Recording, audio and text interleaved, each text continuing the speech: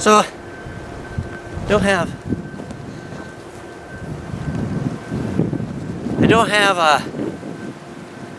I'm my own cameraman. I don't have a secondary camera, but I do have some B-rolls, what I'm gonna play over what I talk about. Here's the pond. We can use this as a pinch point. We can create our own pinch points by guiding the deer in and around this. So here's the main trail. They'll probably take this more than less, but also deer coming from this other way. You have the line of the cut. You see the pink ribbon. We can also feather edge those by cutting some trees down to guide them right to this point, and we can, you know, get a stand here close. I know there's a stand right in those trees right there for a gun blind. So here's a nice way to try to guide deer where you want them so you can, you know, shoot them. So hopefully we'll get this planted, and now that we got some daylight in here, we got regeneration, food, cover, and hopefully if we hunt it correctly, that's the biggest, probably the hardest thing to do is when we're working on clients' property is how they hunt it. Because I can't control how they hunt it. All I can do is suggest how to hunt, what I would do, and suggest how to hunt it. It's up to them to get on the deer and be successful. When we started this project, he did not have the south 100 acres. And that's the part that they're working on now, actually, that little bit of clear cut. So that clear cut's going to be about 25 acres on that section. And in this section, the whole 60 acres is going to get touched.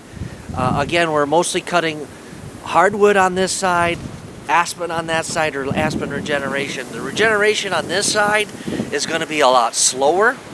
The retainer islands are a lot bigger.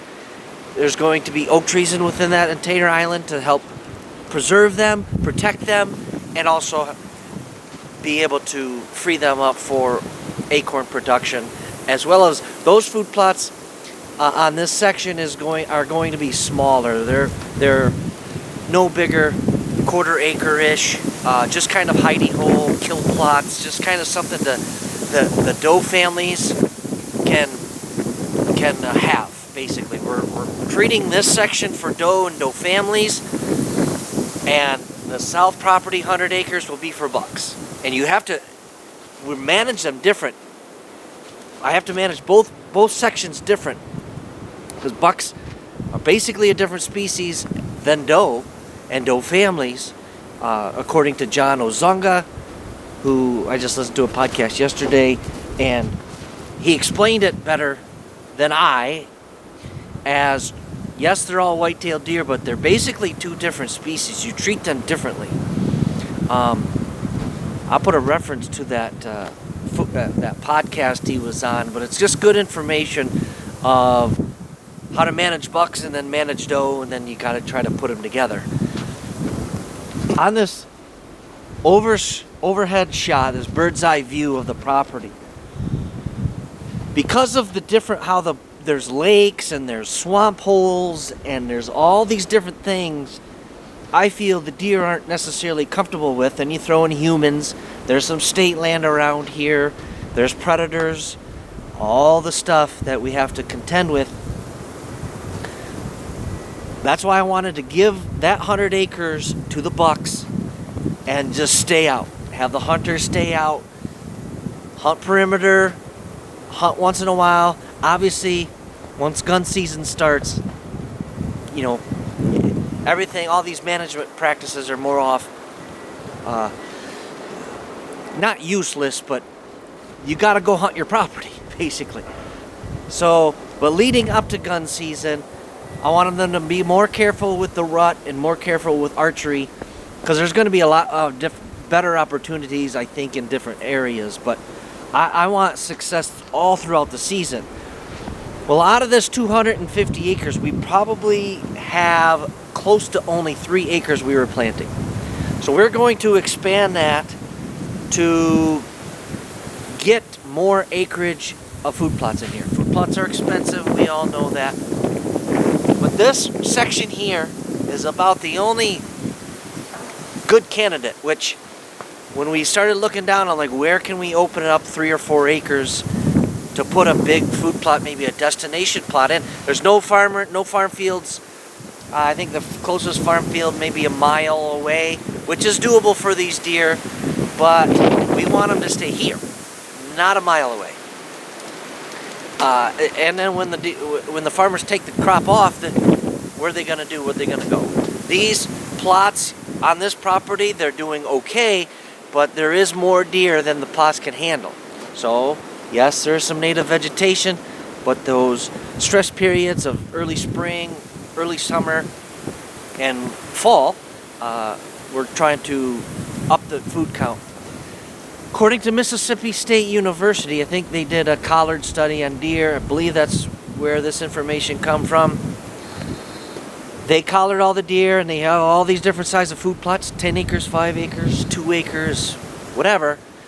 The average size of food plot that the deer went to the most and the bucks went to the most was 4 acres. So I think we can come close to a 4-acre food plot here, maybe 3, depending on what we can afford and how everything's going to be laid out, with the switchgrass here. And I don't necessarily want a big wide open field. However, I do want to get that food value up. So again, bucks on that 100-acre have something to come to. The does also will be on this side.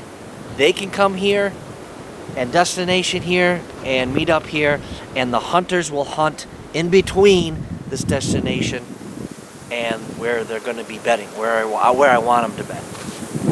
That's enough rambling for today. I have to go out and mark a couple retainer islands that I added on. Loggers already out here started. Next time I will try to show you the landing area and how that operates, how that works.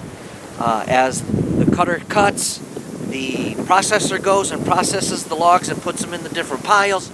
And then there is a forwarder operator that comes and picks up those piles and lays them out on the landing area. Matter of fact, he is already putting them right on a log trailer, so the truck just pulls up, packs into, drops the empty trailer, picks up a full one and goes. So that's what these guys are doing. All right. Thanks a lot. Hopefully it makes sense. And any questions, type them in the comments. I'll do my best to answer them. And we'll continue on with the next couple months of trying to give you updates on this problem. Please subscribe and share. That would be the biggest gift I could ever get. And God bless you. God bless our troops. And God bless America.